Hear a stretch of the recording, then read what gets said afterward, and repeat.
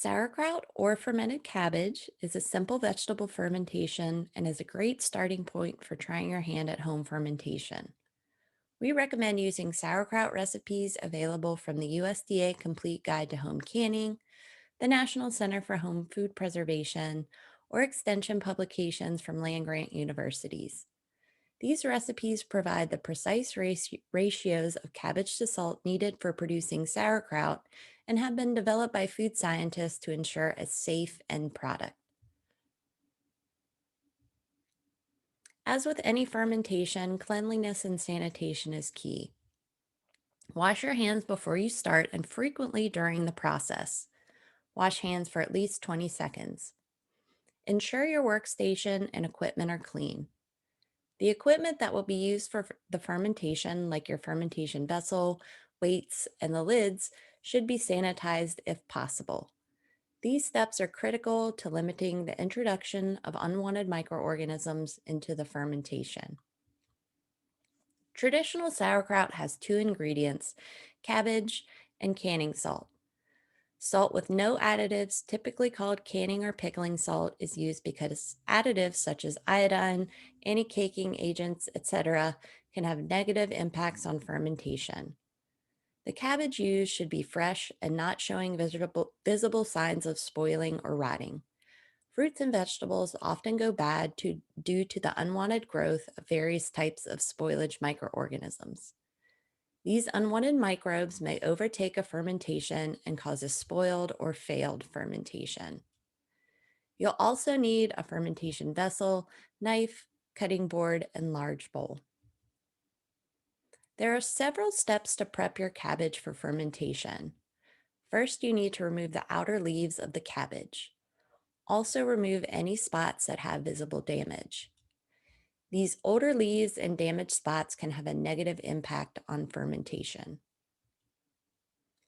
After you have removed the outer leaves, rinse the cabbage under cool running water.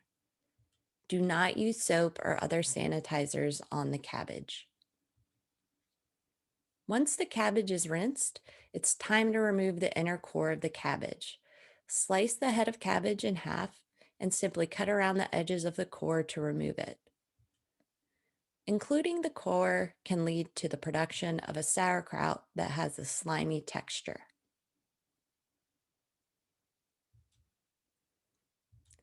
The last cabbage-only preparation step is to slice or grate the cabbage.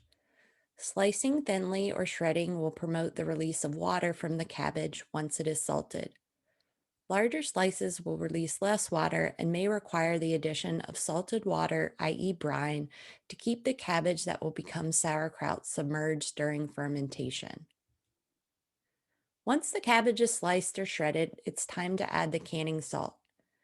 The ratio of salt to cabbage for sauerkraut is 2 to 3% by weight. The recipe sources mentioned previously will have calculated these amounts for you. Once the salt is added to the cabbage, it should be mixed throughout. You can allow the mixture to sit to allow for water release, or you can promote the release of water by smashing or squeezing the mixture. This can be accomplished simply using clean hands. Once liquid has been released from the cabbage, it is time to place it in a fermentation vessel. Here we're using a glass jar with a wide mouth. Tightly pack the salted cabbage into the jar, removing as much air as possible. Do not fill the jar completely. Leave a few inches of space to allow for a weight and for the expansion of the ferment during the process. The surface of the cabbage should be covered with liquid. If not, a salt and water brine should be made and added until all cabbage is submerged.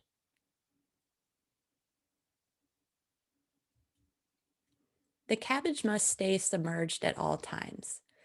A weight, plate, jar, or food-grade plastic bag can be used to weigh down the cabbage. A lid should be added to protect from contamination during fermentation. The lid should not be airtight and allow for the carbon dioxide gas produced during the fermentation to be released. An airlock or another type of venting system can be used to release the gas, or as pictured here, a plastic bag covering the jar to allow for expansion and avoid pressure buildup within the glass jar. Now it is time to ferment. Place the fermentation vessel in a dark, warm place. Generally, temperatures between 65 to 75 degrees Fahrenheit will work well for the fermentation of sauerkraut. Check the fermentation often for bubbling and frothing, which are telltale indicators that fermentation is happening. One thing to do if you've never made sauerkraut and are nervous about eating a first ferment is to start with purple cabbage. The pigments that make the cabbage its vibrant purple hue are called anthocyanins. These pigments change color due to changes in acidity levels. At a neutral pH, the pigment is purple or blue, the color of purple cabbage. During fermentation, acid will be produced and the color of the cabbage will change to red. When you see a change in the color of the cabbage from purple to red, in addition to those active signs of fermentation, you can feel confident that you have a successful batch of sauerkraut in hand. You can find fermentation recipes and facts on the EATLAC website or by following this project on social media.